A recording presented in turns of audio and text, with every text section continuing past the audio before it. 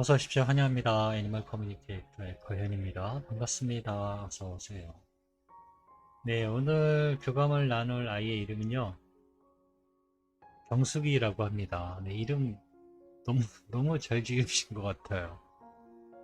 네, 왠지 좀 더 친숙함이 느껴지는, 네, 그런 이름이네요. 아, 네, 앵무새, 인코.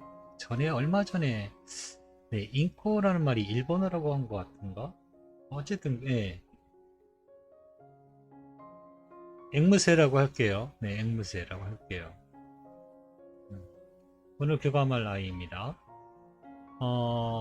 엄마가 주신 질문은 이렇습니다. 너를 집에다 두는 것이 좋은지 아니면 산에 뿌려주는 것이 좋은지 궁금하다 하셨습니다. 그리고 요청의 말로는요. 경숙이로 인해서 행복했다고, 행복하게 해주어서 고마웠다는 말과 함께요. 그곳에서는 친구도 많이 사귀고 편안하고 즐겁게 지내길 바라는데 이런 말을 전해주셨습니다. 사실 이 안에도 좀 여러 이야기가 있었는데요. 요청의 말로는요, 여러 가지 이야기들, 과거에 있었던 이야기들을 전하는 것이 아니고요. 앞으로 지낼 일들만, 바라는 것들만 전하는 것이기 때문에 그 앞에 전해주신 내용들은 네, 제가 이제 전하지 않은 것이에요. 서운하지 않으셨으면 좋겠습니다. 네, 병석이를 만나기 위해 여행을 시작하였습니다. 숲을 아주 빠르게 지나가고 있어요. 빠르게, 좀 더 빠르게, 계속 빠르게 지나가고 있어요. 네, 하늘 위가 아니뇨, 숲 안으로 네, 빠르게 지나가고 있습니다. 숲의 모양과 나무들이요, 계속 바뀌고 있어요. 그렇게 한창을 숲을 네, 지나가고 빠져나가고 다시 지나가고 그런 모습이었습니다. 그리고 숲을 이제 빠져나왔어요. 네. 그런데 눈에 딱 보이는 건요. 동산이라고 표현하는 게 가장 좋아요. 그런데 동산이라고 하기엔 너무 큰 거죠. 근데 동산이라 하고 싶어요. 너무 이쁘니까요. 그 모양새가 네. 엄청나게 큰, 무지하게 큰 동산이 있습니다. 특징은요. 그곳에 있는 나무들이 있는데요. 나무들이 크지가 않아요. 다 저보다 작든가 훨씬 작든가 네, 저보다 큰 나무들이 없어요. 전부 사람 키만한 네, 그러는 고만고만한 나무들만 있습니다. 그리고 또 하나 특징은 너무 많아요. 아이들이 수백? 수천? 그냥 예, 그냥 보이는 게 전부 다 새예요. 새. 그리고 그 수의 그 새의 숫자에도 압도되지만 그 컬러에도 압도가 됩니다. 세상에 이렇게 많은 컬러가 있는지 네, 너무너무 이쁜 컬러들이 있는 거예요. 한참을 봤습니다. 너무 이쁘어서요. 네. 어떻게 표현할 수가 없는 거죠. 그렇게 한참을 봤어요. 너무나 그 숫자에 압도되기도 하고 그 빛깔들이 너무너무 이뻤거든요.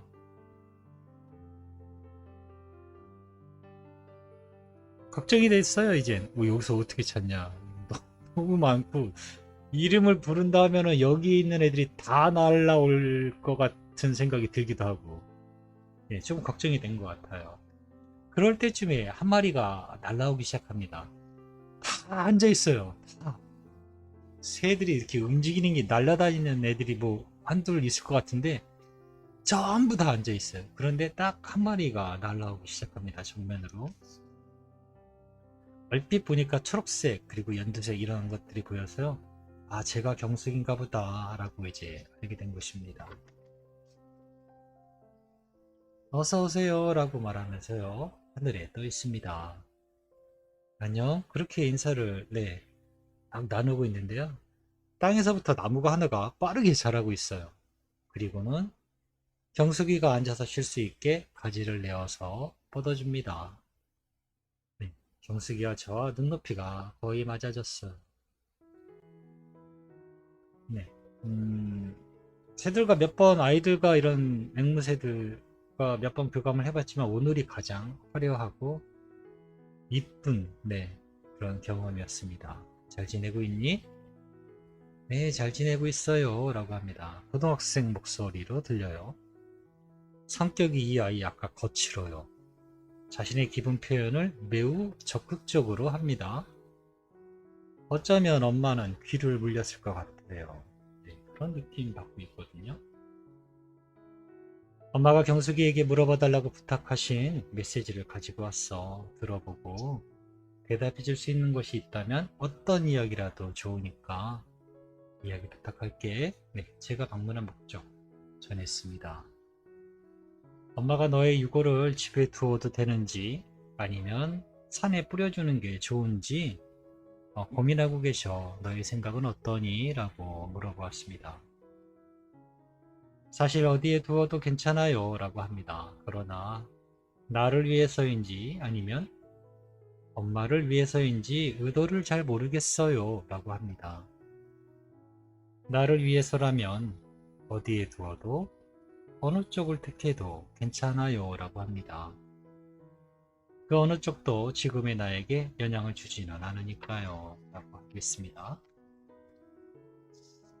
그러나 엄마 자신을 위해서라면 저에게 묻는 건 큰 의미가 없습니다. 저의 예전의 몸체는 마찬가지로 엄마에게 어떤 영향도 줄 수 없으니까요. 곁에 두는 게 위로가 된다면 그렇게 하셔도 됩니다. 엄마가 저의 유골을 어디에 두어도 나는 엄마를 찾아갈 수 있어요. 엄마를 만날 거예요.